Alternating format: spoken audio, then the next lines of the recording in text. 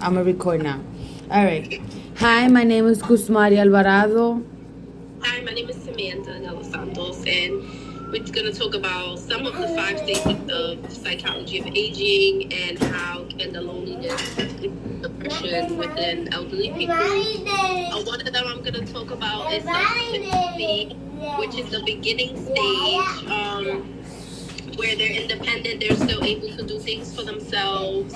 And I want to say during this stage, this is when the family should encourage them to continue to be active and continue to do more things for themselves before the decline starts to happen. And yeah, so this is the first beginning stage, and from then on, things will start decreasing for them, but they should still be encouraged to want to do more things for themselves. So when the decline starts to happen, they are already aware, and also they should make arrangements for future things like a home health aid or things that they require. Yeah. There are the other stages that I will mention as well will be the dependency. This is when seniors is no longer able to live on their own due to their safety. Some seniors may need assistance, like a home health aid or assistance from their family, like a frequently check-in that will help them in their daily life activity, as well as the independency one is different compared to the dependency, because this is when they start to lose their independence and they're not able to do much things that they used to do as when they were older, like showering or walking up the steps or shopping, like going grocery shopping or stuff like that, um, especially for people that have health conditions like arthritis and stuff like that, which makes it difficult for them to do things. And this is when depression or anxiety comes in, Yes. when they're unable to do things that they knew they were able to do, and as they age, they're limited to them, which can also be stressful not only to the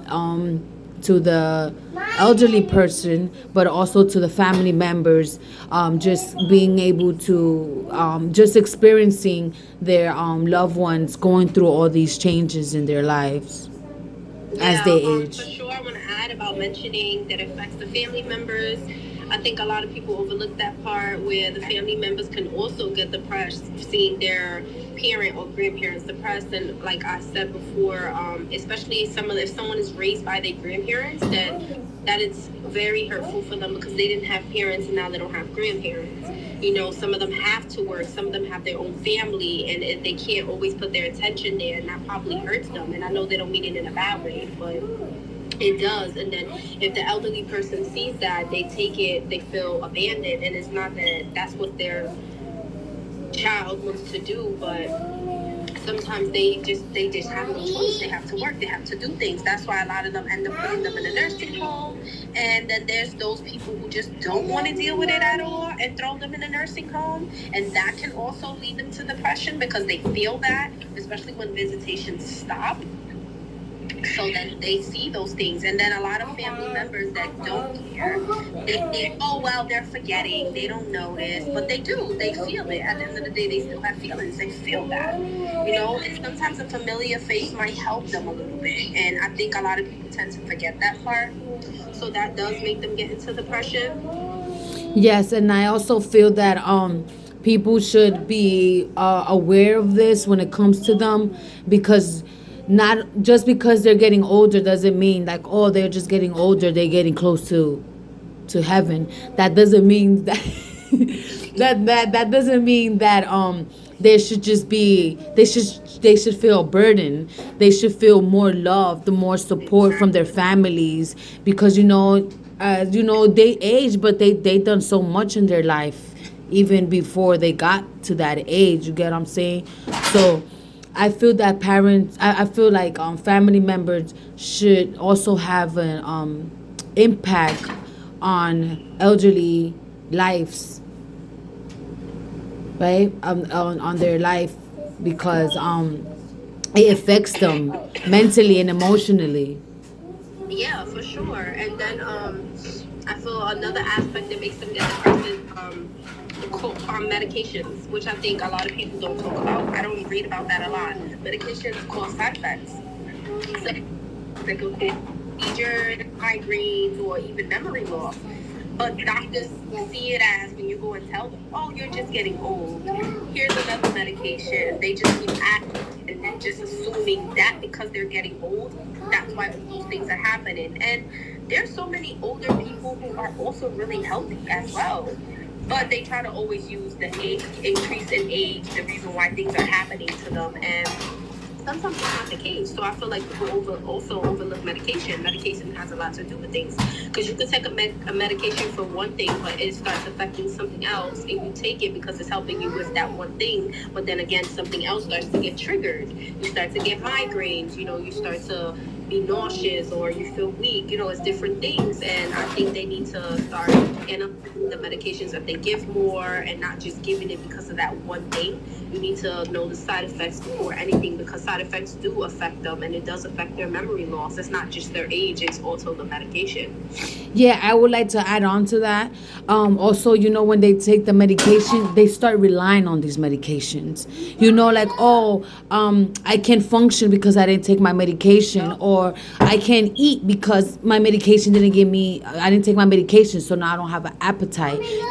So they feel like they're a vegetable without their medication. You get what I'm saying? So it becomes also a neglect. It becomes a neglect as well because they not trying to do anything for themselves, like working out or do a meditation or eat more healthy or be more active rather than sitting there taking your medication and waiting till the day it comes. Poison. It's like their mind gets poisoned where I have to take this medication. I have to. I need it. I'm this. They start to mess with their mind. So it does. It becomes a manipulation to the brain.